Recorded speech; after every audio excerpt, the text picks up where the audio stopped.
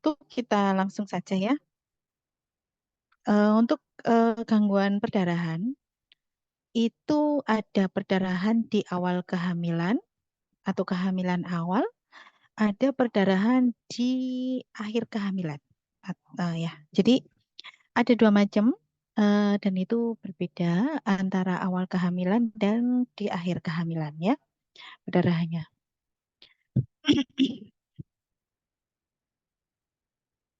Saat ini kita belajar dulu yang di awal kehamilan.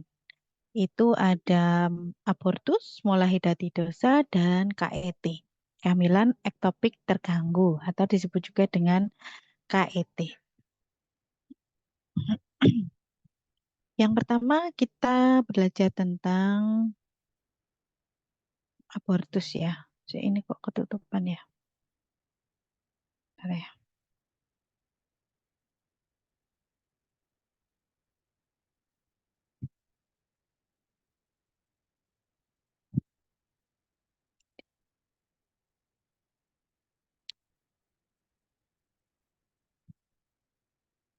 Bentar ya. Ini kok nggak mau geser.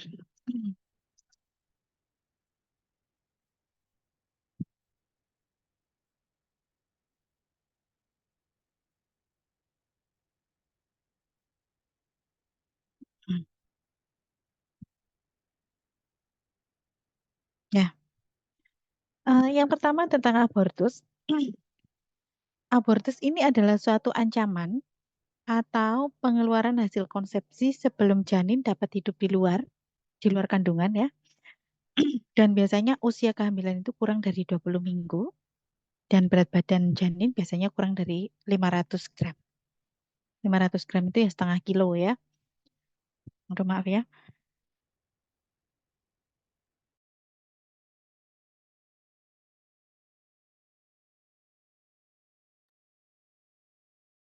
Jadi kalau hasil konsepsi sudah bisa hidup di luar kandungan, itu nanti bukan namanya abortus. Berarti kan masuk ke imatur, prematur gitu ya. Kalau cukup umur matur gitu ya. Tapi kalau dia keluar dari kandungan dan dia kondisinya belum bisa hidup di luar karena usianya biasanya masih terlalu kecil ya, kurang dari 20 minggu, itu namanya abortus. Nah, ini ada beberapa jenis abortus. Abortus pun spontan ini berlangsung tanpa tindakan. Jadi nggak diapa-apain, tiba-tiba gugur gitu ya, tiba-tiba terjadi abortus. Kemudian ada juga abortus provokatus. Ini berarti memang abortus yang disengaja. Adalah pengakhiran kehamilan sebelum 20 minggu dengan disengaja. Nah, misalnya kalau indikasi medis misalnya ibu dengan penyakit jantung berat ya. Sehingga memang jika ibu melanjutkan kehamilannya, ini akan sangat membahayakan jiwa si ibu. Sehingga dilakukan abortus, abortus medis ya. Atau misalnya janin dalam kondisi cacat yang sangat berat. Nah, itu masih menjadi dilema etik karena eh, terutama kalau bayi itu misalnya memiliki cacat yang sangat berat itu kadang kan abortus berarti kan mengakhiri hidup. Padahal si janin juga memiliki hak untuk hidup ya. Jadi kadang ada yang nanti biasanya akan diserahkan kepada keluarga apakah memang kehamilannya diteruskan atau dilakukan abortus eh, atas indikasi medis ya.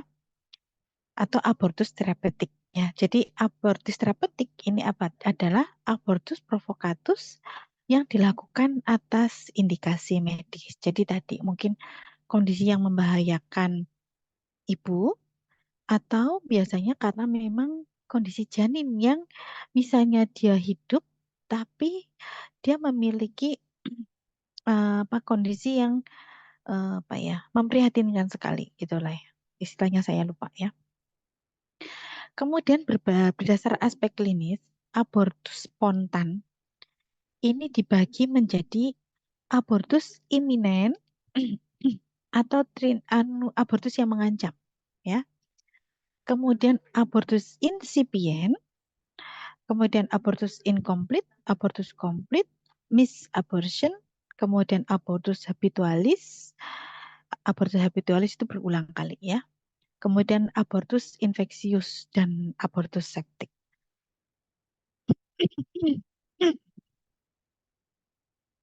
Hmm, ya, siap. Hmm.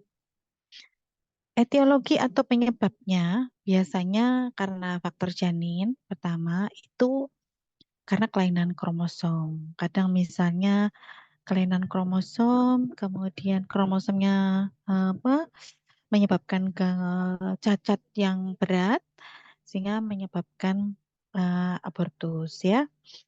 Kemudian faktor maternal biasanya karena mungkin ibu mengalami infeksi ke janinnya, mungkin karena ada virus, bakteri atau parasit sehingga memang janin tidak bisa bertahan di dalam uterus sehingga menyebabkan terjadinya abortus. Atau mungkin karena kelainan vaskuler sebagai contoh ibu mengalami hipertensi atau penyakit jantung ya karena dengan penyakit-penyakit ini terutama ya atau diabetes gitu ya itu akan menyebabkan aliran darah ke janin atau nutrisi yang masuk ke janin itu sangat berkurang. Sehingga dengan nutrisi yang berkurang, biasanya janin tidak bisa berkembang dan akhirnya dia gugur ya atau abortus. Kemudian ada kelainan endokrin, kemudian masalah imun ataupun mungkin gangguan nutrisi. Kemudian faktor lain, mungkin faktor lingkungan, misalnya mungkin terkena radiasi, atau misalnya terkena trauma, ini juga bisa menyebabkan terjadinya abortus. Nah, pertama iminen, iminen atau abortus yang mengancam tadi ya. Abortus yang mengancam ini berarti kondisi yang mengancam, belum betul-betul terjadi abortus. Jadi belum terjadi di sini. eh, eh, eh.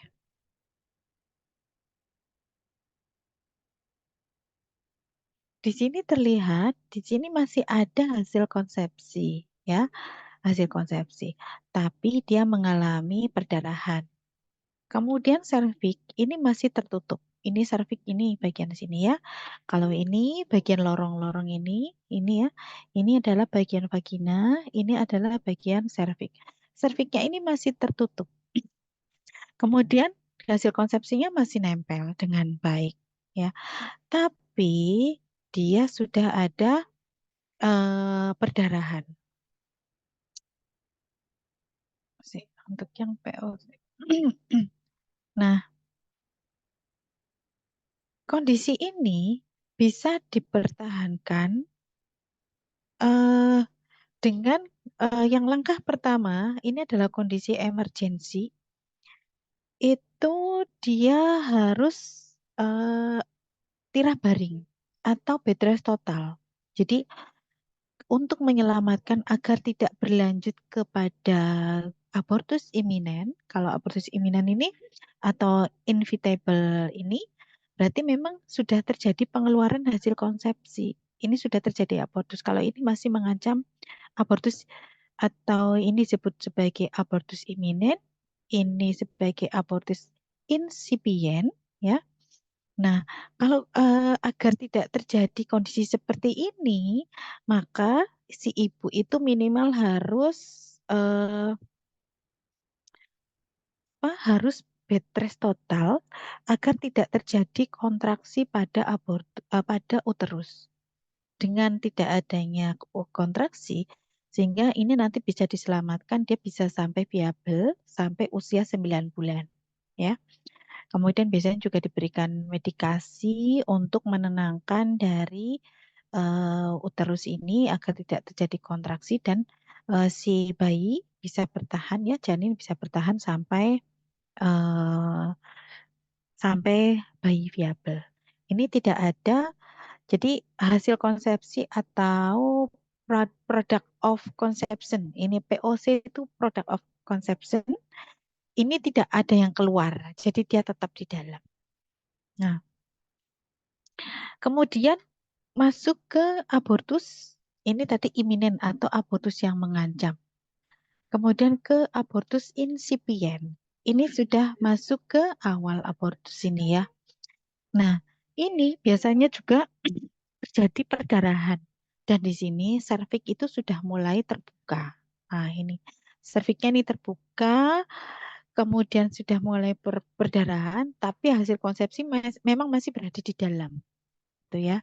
Tapi biasanya kalau sudah seperti ini, biasanya akan berlanjut ke eh, abortus, gitu ya. Akhirnya abortus ke incomplete ataupun komplit. Jadi kalau seperti ini nih biasanya sudah sulit sekali untuk diselamatkan. Kalau di sini ini biasanya masih bisa diselamatkan, gitu ya. Jadi di sini ada perdarahan, ada dilatasi serviks, tapi memang untuk kondisi insipien berarti hasil konsepsi ini belum keluar, gitu ya. Tapi biasanya dipantau, dipantau sangat kecil kemungkinan memang bisa sih, tapi sangat kecil kemungkinan untuk selamat jadinya ya. Kalau untuk abortus incomplete, ini berarti memang ada pengeluaran hasil konsepsi, tapi belum semuanya, ya. Jadi incomplete, tidak komplit. Jadi ada yang sudah keluar, ada yang masih di dalam. Nah, ini tandanya ada perdarahan, kemudian ada dilatasi serviks, ya. Dilatasi serviks ini serviknya sudah mulai membuka. Kalau ini serviknya masih menutup. Nah, kalau insipient yang ini inevitable, ini sudah mulai membuka, incomplete juga membuka, complete juga membuka. Dan pada kondisi tiga abortus ini biasanya masih ada fetal heart rate-nya, gitu ya. Kemudian di sini sudah ada hasil konsepsinya ini di area vagina, ya. Kemudian masuk ke abortus komplit. Abortus komplit ini kondisi di mana eh, kadang ada perdarahan, kadang nggak ada perdarahan ya, tiba-tiba langsung keluar. Jadi belum tentu dimulai dari perdarahan, kadang tiba-tiba ininya sudah keluar sendiri hasil konsepsinya ya, padahal kurang dari 20 minggu.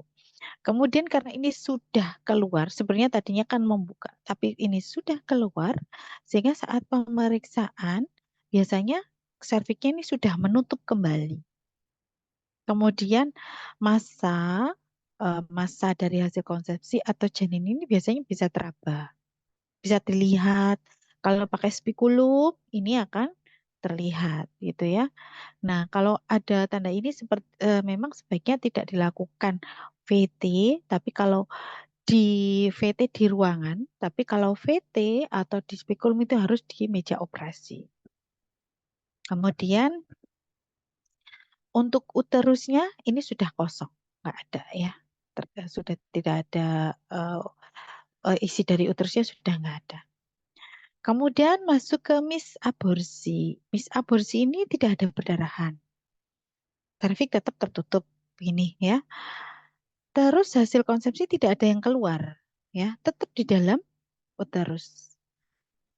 Eh, tapi di sini janin ini sudah meninggal. Jadi untuk komplit dan misabortion ini sudah tidak ada heart rate-nya atau tidak ada detak jantung dari janinnya. Kalau di sini sampai incomplete ini dari abortus mengancam sampai incomplete ini masih ada detak jantungnya. Nah, kalau dua abortus komplit dan misabortion, ini sudah tidak ada detak jantungnya. Jadi memang sudah meninggal semua ya saat dilakukan pemeriksaan. Kemudian perdarahan berikutnya yaitu mola hidatidosa. Mola hidatidosa ini memang berkembang dari sel telur yang berkembang eh, dari jaringannya sendiri, ya. Dan dia berkembangnya itu tidak membentuk mm, menjadi janin, tapi menjadi eh, gelembung-gelembung. Biasanya ini lebih besar pada misalnya dia hamil 3 bulan tapi mulai hidatidosa, itu biasanya perutnya lebih besar dibanding pada kehamilan normal. Kemudian biasanya juga ditandai dengan eh, muntah yang proyektil, ya, dia menghasilkan HCG yang berlebih sehingga menyebabkan muntah yang berlebih, muntah yang proyektil. Proyektil itu tiba-tiba langsung bior, gitu ya. Ini adalah mola hidatidosa. Biasanya memang ditandai ada perdarahan. Tuh. Kemudian ini resiko untuk mola hidatidosa disebut juga dengan hamil anggur, ya. Hamil anggur atau molahidatidosa ini kelainan kehamilan akibat perkembangan sel telur dan plasenta yang abnormal. Ini membentuk kista atau tumor jinak dalam rahim. Nah, faktor risiko yang menyebabkan terjadinya molahidatidosa ini antara lain ibu yang hamil di usia lebih dari 35 tahun. Apalagi kalau kehamilan pertama ya, sebaiknya tidak lebih dari 35 tahun. Kemudian multipara atau grande multipara ya, karena kami melahirkannya lebih dari 4 kali. Kemudian biasanya dia pernah atau punya riwayat kehamilan mula sebelumnya. Nah, tanda dan gejalanya ini planotes atau tes kehamilannya positif karena memang planotes itu kan meriksa HCG ya. HCG tetap dihasilkan oleh ibu dengan mola hidatidosa. Makanya kalau HCG terlalu tinggi, justru ini akan menyebabkan si ibu muntah proyektil ya. Kemudian mual muntah yang berlebihan, ya tadi ya, besar rahim melebihi usia kehamilan tadi ya. Jadi misalnya dibandingkan sama-sama usia kehamilannya 24 minggu antara kehamilan normal dan mola, itu rahimnya lebih besar pada ibu yang kehamilan mola. Kemudian ada perdarahan dari kemaluan dan keluar jaringan seperti gelembung. Ya, jadi mengapa disebut anggur? Karena memang tadi ya perkembangan dari plasenta dan sel telur itu berbentuk seperti gelembung-gelembung. Ya, gelembung-gelembung seperti anggur. Ya. Kemudian penyebab dan jenis mola hidatidosa, penyebabnya itu ketidakseimbangan kromosom selama kehamilan.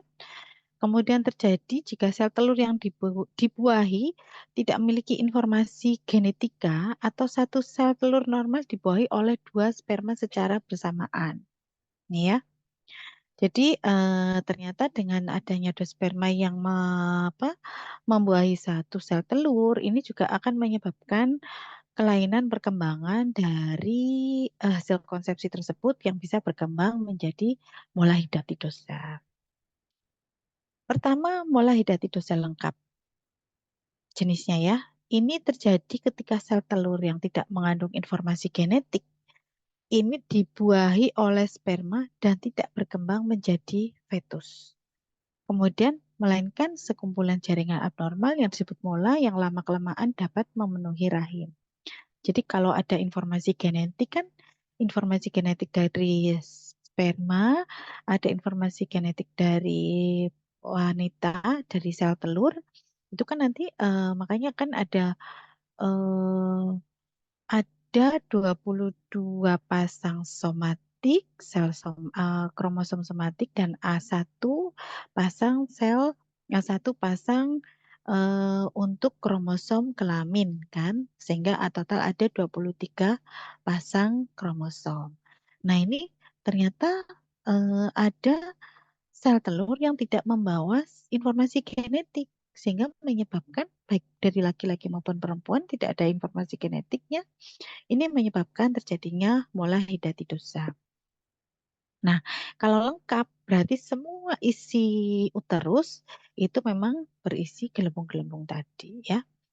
Kemudian kalau mola hidatidosa parsial ini muncul jika satu sel telur normal dibuahi oleh dua sperma. Jaringan plasenta ini akan berkembang abnormal menjadi mola, sementara jaringan fetus yang berhasil berkembang akan mengalami kecacatan atau kelainan yang serius. Jadi ada di situ ada dua kondisi di mana ada jaringan fetus yang abnormal dan dibarengi dengan adanya gelembung-gelembung tadi menjadi mola gitu ya. Nah, itu tadi mola. Sekarang penyebab kehamilan antepartum yang selanjutnya pada awal kehamilan ini adalah kehamilan ektopik. Ya, kehamilan ektopik ini artinya adalah kehamilan di luar uterus. Nah, kalau orang awam dibilangnya kehamilan di luar kandungan. Ya, jadi secara normal kehamilan itu janin kan berkembang di kafum uteri. Jadi ada kantong di kafumnya ya, bukan di bagian otot uterusnya, gitu ya. Apalagi di luar uterusnya. Nah, itu merupakan kehamilan ektopik. Nah, ternyata kehamilan ektopik itu 95 sampai 96% ini terjadi di tuba Fallopi. Jadi kalau bisa tuba Fallopi dari fimbre sampai dengan pangkal. Dari di insisial ya. Ini sekitar 2 sampai 3%. Kemudian di ismik ini bagian yang kecil dari tuba Fallopi ini juga bisa berkembang. Harusnya secara normal ini kan sel telur dihasilkan oleh ovarium, kemudian terjadi ovulasi ya. Kemudian sel telur ditangkap oleh fimbre, kemudian dia berjalan di sini sampai sini ya, sekitar di tuba Fallopi ini. Kemudian ada sperma masuk, kemudian sperma bertemu di tuba Fallopi. Kemudian hasil fetus dia akan berkembang selama 7 hari. Kemudian dia nempel di dinding uterus, di dalam kafum uteri. Nah, pada kehamilan ektopik, ini bisa saja kalau misalnya di ovari ya, ada kehamilan di ovari. Berarti di sini ada sperma yang sampai ke ovari, terjadi pembuahan di ovari yang menyebabkan berkembangnya fetus di sini. Kemudian demikian juga di fimbre, berarti terjadi konsepsi di sini dan dia tidak bisa berjalan menuju ke kavum uteri, dia nempel tetap di sini. Demikian juga yang di sini, di ampula, ya di ampula ini paling banyak, sekitar 70% kehamilan ektopik itu berada di ampula. Nah, ini dia nempel di sini, kemudian menyebabkan dia berkembang di sini. Kalau sampai terjadi perdarahan, apalagi sampai mengganggu, itu namanya kehamilan ektopik terganggu atau KET. Kalau baru hanya letaknya berbeda atau tidak berada di kavum uteri, namanya kehamilan ektopik saja, gitu ya. Nah, selain itu bisa juga ini misalnya sudah masuk tapi dia ininya terlalu dalam, insersinya terlalu dalam. Mungkin karena ada scar dari Pak SC, bekas SC, luka bekas SC. Akhirnya dia mendelesep masuk ke luka bekas SC ini ya. Kemudian ada juga yang kehamilan di cervical, tapi ini kurang dari 1%. Jadi sangat jarang. Atau bisa juga kehamilan terjadi di abdomen. Ini juga jarang. Ya, ini adalah kehamilan ektopik. Nah, faktor predisposisi kehamilan ektopik ini mungkin karena infeksi pelvis ya. Karena infeksi pelvis, akhirnya pergerakan hasil konsepsi di tuba tidak bisa mencapai ke kavum uteri. Kemudian mungkin karena ada alat kontrasepsi dalam rahim, atau AKDR, atau IUD ya, sehingga memang tidak bisa nempel di dinding uterus. Atau misalnya riwayat kehamilan ektopik sebelumnya, mungkin juga karena kuretase yang berulang. Kalau kuretase berulang kan berarti endometriumnya tipis ya. Mungkin karena tidak ada tempat yang cocok akhirnya dia bisa jatuh ke area yang tadi bekas dari cesaria atau bisa jatuh di serviks.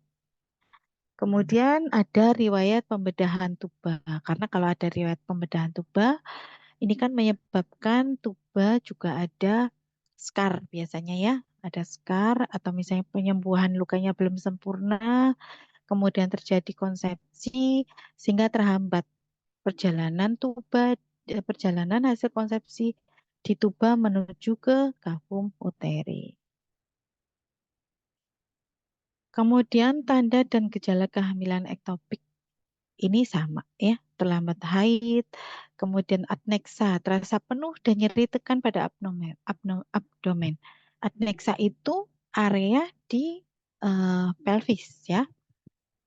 Kemudian pada kehamilan ektopik dini yang terganggu atau yang sudah mengalami ruptur, ini biasanya terjadi di 50% kasus. Gejalanya itu ya amenorrhea sama ya, atau waktu menstruasi yang abnormal diikuti dengan perdarahan rahim yang ringan. Kemudian terdapat massa di adneksa atau kavum Douglas yang misalnya mungkin kan tidak berada di kandung kavum uteri ya, sehingga memang berada lebih bisa teraba melalui di dinding perut.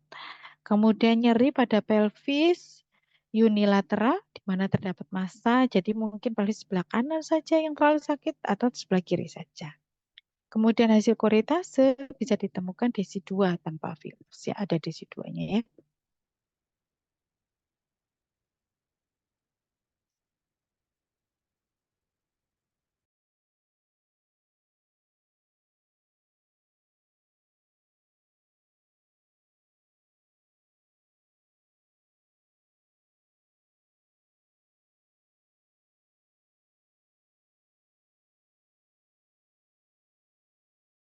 Apa ya? Lanjut ya. Nah, apabila terjadi ruptur yang akut akibat KET, nah ini biasanya ibu mengalami nyeri hebat yang menusuk-nusuk. Jadi gini, ntar saya tutup ini dulu ya. Jadi ini kan kehamilan ektopik. Kalau kehamilan ektopik dibiarkan, dia membesar di sini atau membesar di sini. Ini bisa menyebabkan terjadinya ruptur, ya. Ruptur pada tuba falopi. Kalau ruptur di area sini, maka akan menyebabkan perdarahan dan nyeri yang luar biasa pada ibu. Tuh. Ya, jadi biasanya memang ada nyeri hebat, ya, nyeri hebat kalau dia sampai ruptur pada abdomen bawah, nyerinya ya, disertai dengan penurunan tekanan darah. Ya, jadi tensinya menurun karena ya shock. Saking sakitnya biasanya ibu mengalami shock dengan jumlah perdarahan yang tidak sesuai dengan jumlah perdarahan yang keluar dari vagina. Jadi keluarnya sedikit, tapi ibunya shock. Jadi kemungkinan dari gambar ini ya, misalnya dia ruptur di sini kan perdarahannya tidak semua masuk ke sini. Bisa saja perdarahan yang banyak ini berada di kavum uteri di sini. Sehingga memang jumlah perdarahannya tidak sesuai dengan kondisinya. Jadi perdarahannya sedikit, tapi kenapa ibunya shock gitu ya. Kemudian nyeri alihan pada leher dan bahu. Jadi leher dan bahu juga biasanya nyeri, kemudian nyeri tekan pada abdomen, dan nyeri pada saat dilakukan pemeriksaan dalam. Hmm. Pada kondisi kronis, ini ruptur pada tuba kronis, ini perdarahan internal biasanya lambat ya, mungkin pecahnya pelan-pelan gitu ya, perdarahannya pelan-pelan, perdarahan pervaginam yang ringan dengan darah berwarna gelap ya. Jadi karena perdarahannya tidak semua masuk ke kafum uteri sehingga yang mau keluar di vagina itu perdarahannya ringan. Kemudian panggul terasa penuh atau tertekan, nyeri tekan di abdomen bagian bawah, flatulen atau raba tegang dan mengalami nyeri tekan dan semikistik ya. Kemudian meraba massa kalau di VT itu seperti ada massa di kavum Douglas. Karena kemungkinan di situ ada perdarahan. Kemudian si ibu biasanya demam ringan ya, kalau kondisi kronis demam ringan, ada leukositosis dan hematokrit atau kadar hemoglobin yang rendah. Karena kan terjadi perdarahan sehingga eh, kalau lama itu kan ada reaksi infeksi sehingga leukositnya juga meningkat, ada demam karena perdarahannya banyak, hematokrit dan hemoglobinnya juga akan menurun. Nah, Kemudian itu ya untuk perdarahan antepartem pada awal kehamilan. Itu tadi ada abortus, ada mola, ada KIT. Sekarang kita belajar tentang perdarahan kehamilan lanjut ya. Itu antara lain plasenta previa dan solusio plasenta.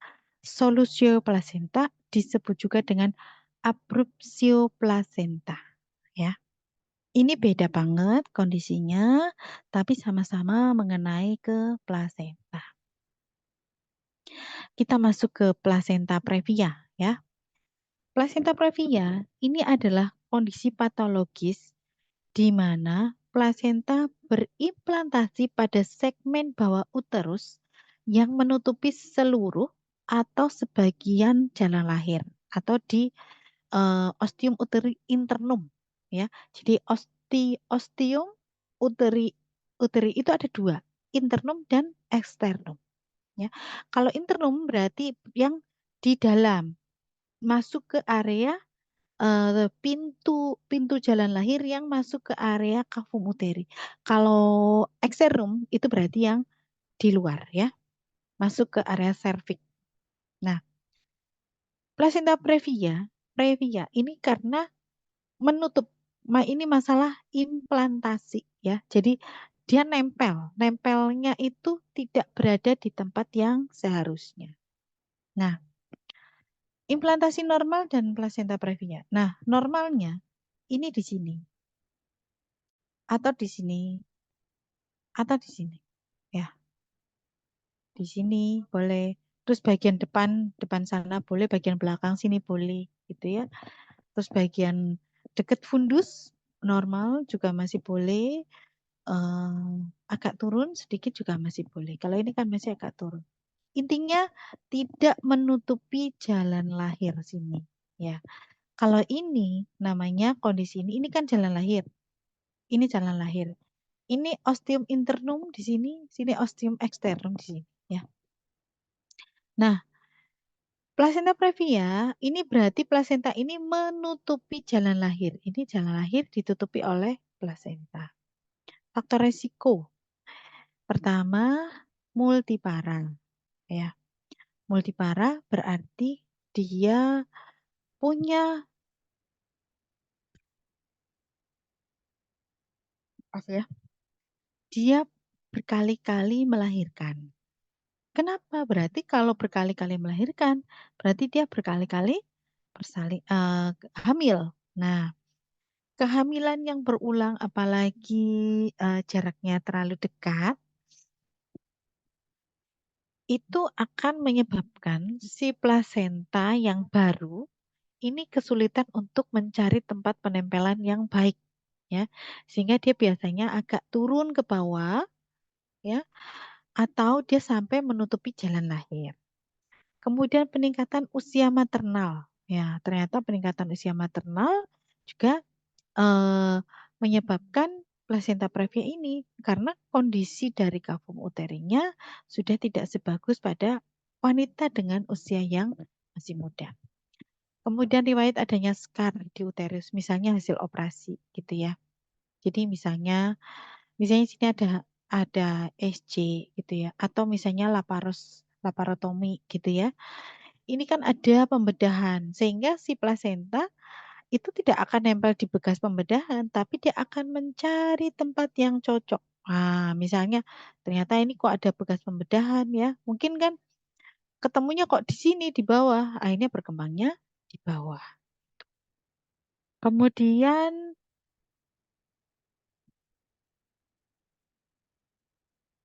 ya, karena kemungkinan ada scar ya atau bekas luka operasi sehingga si hasil konsepsi tidak nempel ke area bekas operasi. Kemudian bisa juga karena merokok.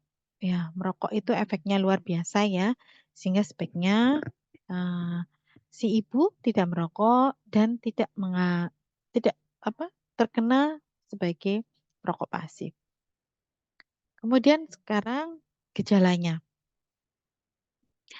Gejala dari plasenta previa adalah perdarahan pervaginam.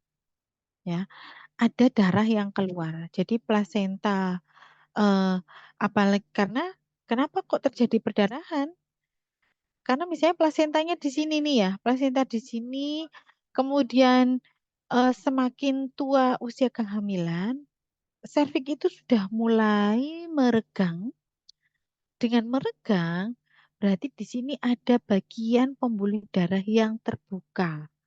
Dengan ada bagian pembuluh darah yang terbuka, karena kan antara plasenta dengan uterus itu ada penghubung pembuluh darah. Karena kan si janin mendapatkan nutrisi itu kan melalui pembuluh darah arteri dan vena kan, yang masuk ke plasenta kemudian masuk ke janin.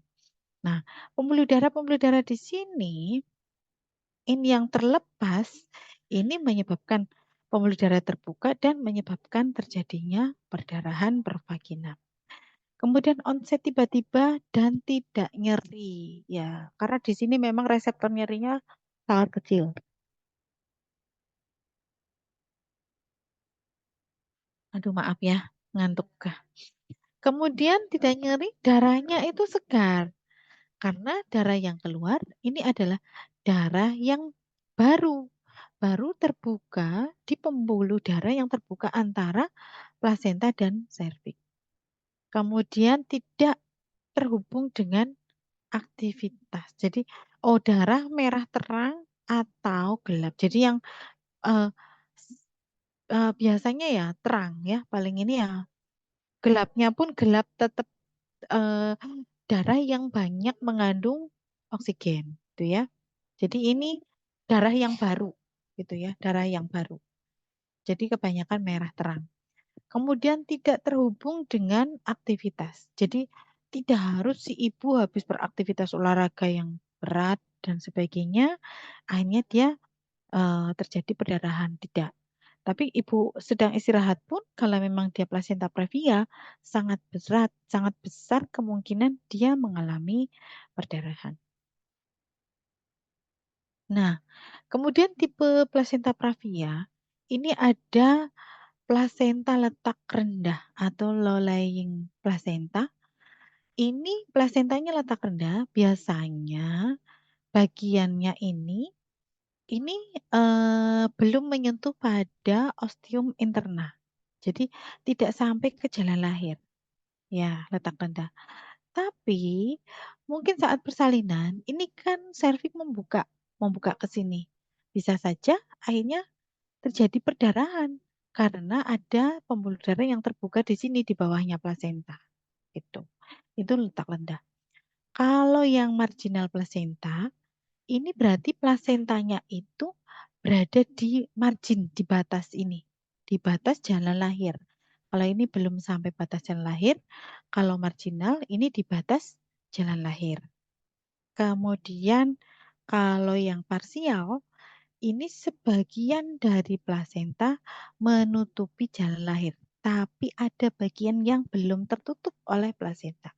Jadi parsial ya. Sedangkan kalau komplit ini berarti benar-benar menutupi jalan lahir. Kalau kondisi seperti ini sudah tidak mungkin dia lahir melalui atau persalinan per vaginal.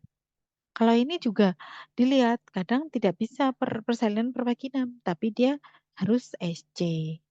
Tuh, kalau perdarahannya lebih terlalu progresif, kemudian jalan lahir tertutupi sebagian. Nah, kalau ini mungkin jalan lahir kadang agak terbuka, lebih lebar. Kadang kalau kondisi low lying sama letak rendah dengan marginal, kadang masih bisa ditolong melalui persalinan normal. Tapi kalau parsial itu sudah sangat sulit.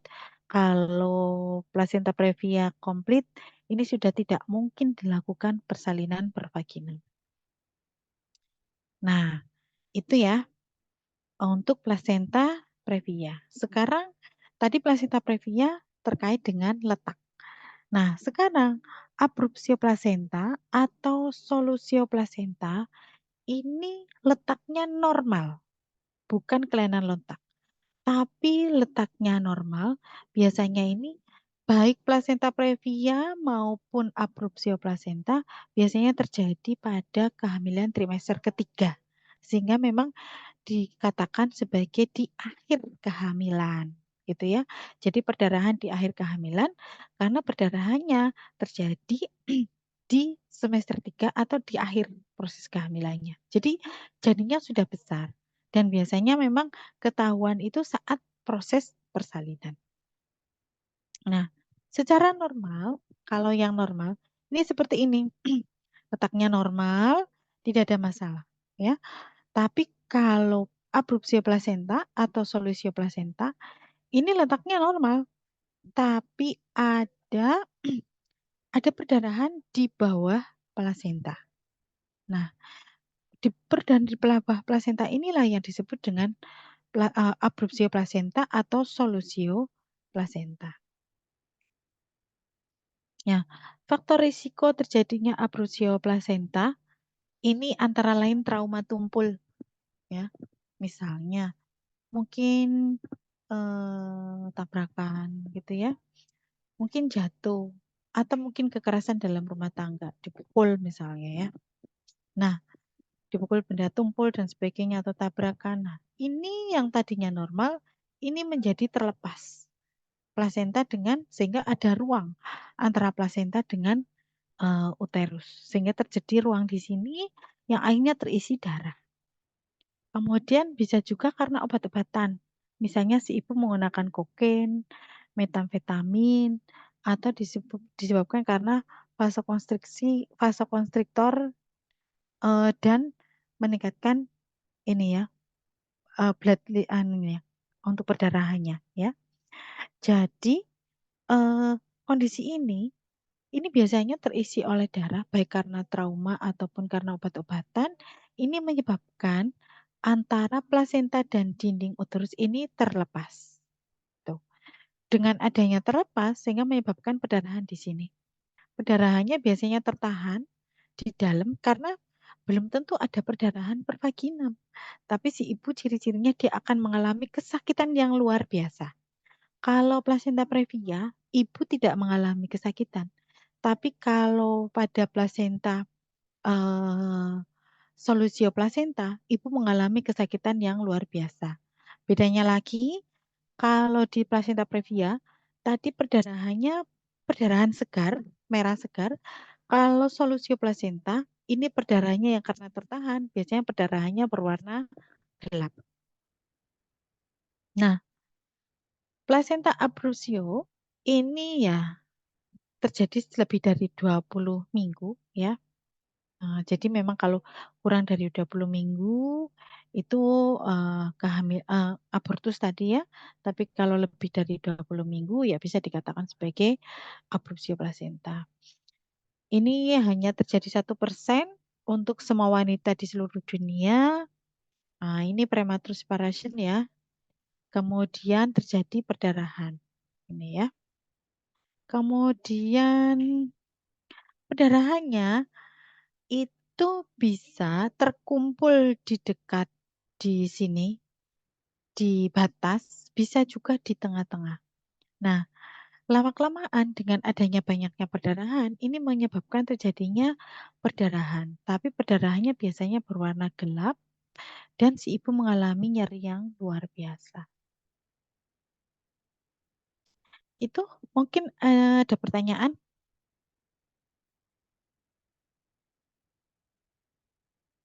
silakan.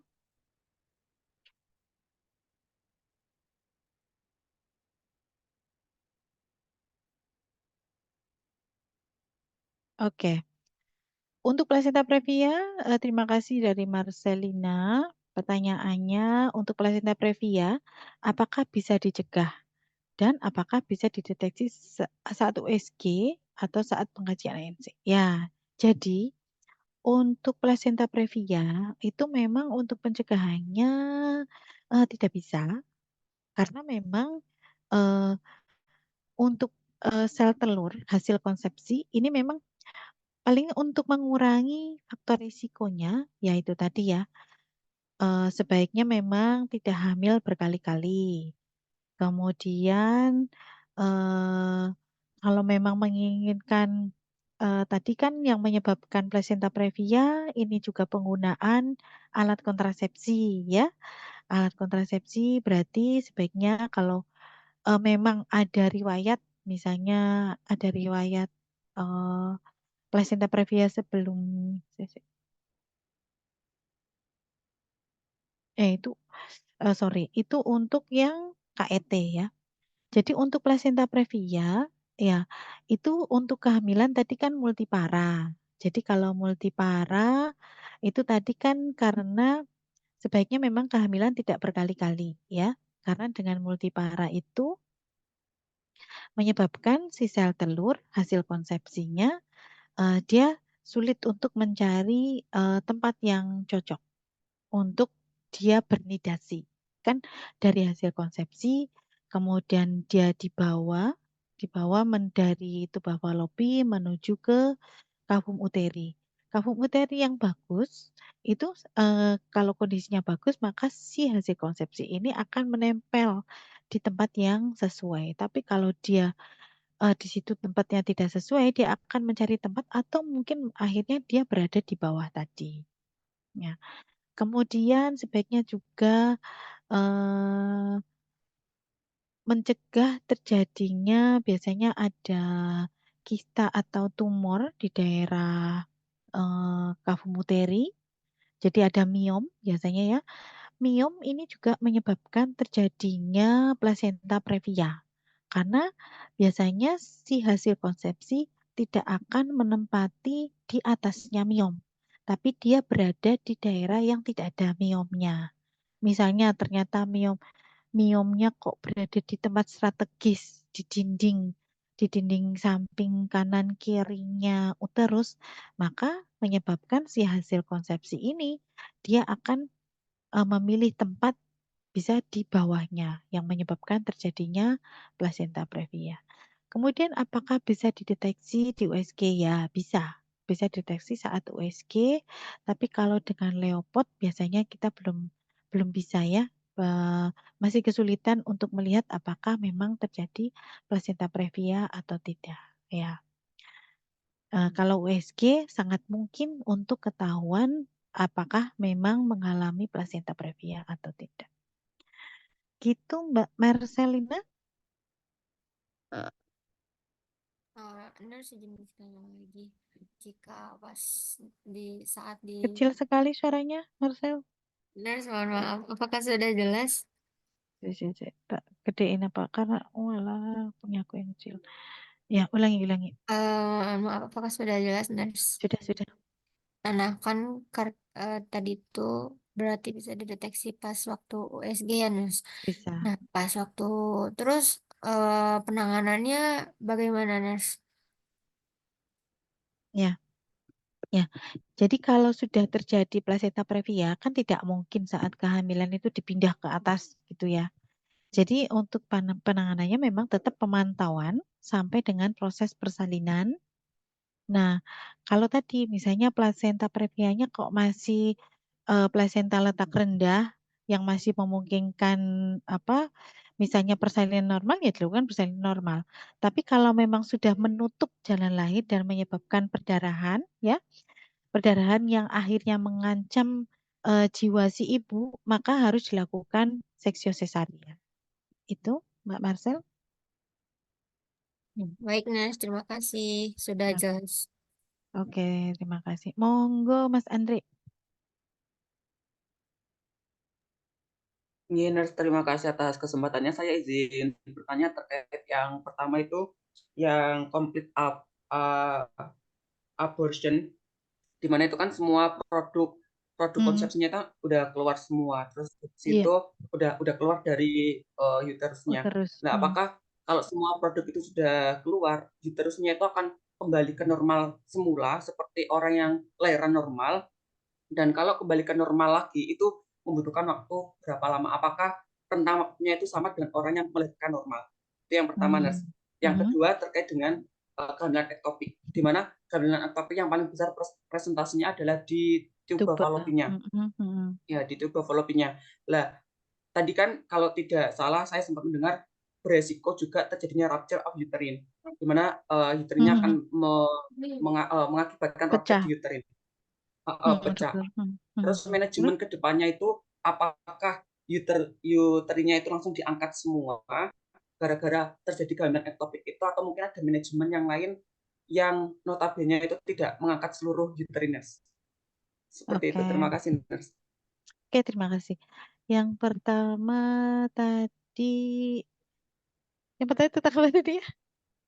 Kok Complete blank? abortion. Oh, complete abortion ya. Jadi abortus complete abortion berarti kan hasil konsepsi semuanya sudah keluar. Jadi saat dilakukan pemeriksaan itu ternyata semuanya sudah keluar, baik eh, terutama janinnya, ya. Janinnya itu sudah keluar semua. Nah, itu memang kadang penanganannya itu tetap perlu dilakukan pemeriksaan ulang apakah masih ada plasenta apa tidak. Tapi yang jelas janin itu sudah keluar komplit, komplit semua organ janinnya itu sudah keluar semua. Nah, kemudian apakah itu kembali? Ya, jadi kondisinya itu ya kembali seperti sebelum hamil karena sudah tidak ada hasil konsepsi. Nah, kalaupun misalnya ada sisa, kadang masih ada sisa, itu yang harus dilakukan kuritase gitu ya. Kalau kalau sudah bersih, berarti nanti biasanya ditunggu dulu, paling tidak minimal 6 bulan baru boleh dia hamil kembali, gitu. Tapi kalau misalnya baru terjadi abortus, kemudian langsung hamil lagi, itu tidak dianjurkan. Dianjurkan untuk istirahat dulu, untuk menyiapkan sel-selnya kembali normal dulu, sehingga si uterus bisa menerima terjadinya kehamilan kembali, gitu. Kemudian yang kehamilan ektopik. Kehamilan ektopik, kalau kehamilan ektopik terganggu, berarti kan dia kehamilannya berada di, tadi kan hampir 96% itu berada di tuba falopi ya. Dan kalau dibiarkan, dia sampai besar menyebabkan terjadinya ruptur pada tuba falopi. Kalau terjadi ruptur, mau nggak mau, memang dilakukan operasi dan pemotongan pada tuba falopi. Jadi tidak harus eh, uterusnya yang diambil, enggak. Kemudian tuba falopi pada perempuan kan ada dua, kanan dan kiri. Kalau misalnya yang ruptur kanan, kemudian mau nggak mau harus diangkat untuk tubanya karena ruptur tadi, kan masih ada tuba satunya, gitu. Sehingga masih tetap memungkinkan untuk terjadinya kehamilan. Gitu. Jadi kalau ruptur pada apa? Pada tuba falopi tidak kok apa dan kondisi uterusnya bagus ya nggak perlu mengangkat uterusnya, cukup tuba falopinya saja, gitu ya. Gitu ya Andre. Iya, Nurse. Terima kasih, Nurse. Ini sami-sami. Ada yang mau tanyakan lagi? Oh nih, apakah untuk abrupsio plasenta dapat mempengaruhi pertumbuhan janin dan apa yang bisa dilakukan untuk mengatasi hal tersebut? Oke, ya. Kita tahu ya bahwa terima kasih ya Alia ya pertanyaannya. Dari pertanyaannya Alia ini apakah abrupsio plasenta dapat mempengaruhi pertumbuhan janin? Ya, karena kita tahu bahwa janin itu kan mendapatkan nutrisi dan oksigen dari ibu melalui plasenta. Nah, sekarang plasentanya mengalami gangguan di mana plasenta itu terlepas sebagian, ya. Tentu saja dengan terlepasnya plasenta, nutrisi dan oksigen eh, ini tidak berjalan lancar menuju ke eh, janin. Dan biasanya si ibu juga mengalami nyeri dan sangat berisiko si janin mengalami gawat janin. Ya, karena kekurangan oksigen, apalagi kalau perdarahannya itu sudah sangat besar ya. Karena biasanya si janin juga akan kekurangan oksigen dan nutrisi yang harusnya disalurkan dari ibu menuju ke janin. Karena ada penghalang darah di situ antara si ibu dan plasenta, antara dinding uterus dan plasenta, sehingga pertukaran oksigen dan nutrisi di situ masuknya nutrisi dan oksigen dari ibu tidak berjalan lancar sehingga menyebabkan biasanya mengalami gawat janin gitu ya. Itu Mbak Alia sangat mempengaruhi ya untuk mengatasi hal tersebut. Ya, untuk mengatasi hal tersebut begitu terdeteksi adanya gawat janin akibat dari solusi plasenta. Yang pertama memang si ibu Pak harus bed rest. Kemudian diberikan oksigen untuk penanganan gawat daruratnya, ibu bed rest, kemudian berikan oksigen pada ibu ya agar untuk oksigenasi ke janinnya juga menjadi lebih baik dan dilakukan selalu dipantau heart rate dari fetal heart rate-nya selalu dipantau secara berkala. Itu ya untuk penanganan pada janin yang terdeteksi pada ibunya mengalami aborusio plasenta. Kemudian itu Alia, ada pertanyaan lagi? Oke, baik. Untuk pertanyaan selanjutnya dari Rizky, jika kehamilan anggur ini kalau sampai memenuhi rahim, apakah rahimnya akan diangkat atau ada peluang untuk tetap mempertahankan rahimnya? Oke, jadi kehamilan anggur atau molahidatidosa ini tidak mengindikasikan ibu untuk diangkat rahimnya, tidak ya. Tapi cukup dilakukan kuretase untuk membersihkan rahim karena di situ kan pertumbuhan yang tidak normal saja ya. Tapi untuk rahimnya kan tidak ada masalah gitu. Tapi yang bermasalah adalah karena janin yang tidak berkembang sebagaimana mestinya, tidak berkembang menjadi organ karena tidak ada informasi genetik tadi.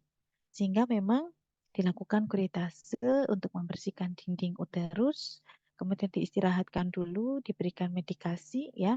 Kemudian baru untuk selanjutnya bisa hamil lagi. Gitu. Gitu Rizky, ada pertanyaan lagi?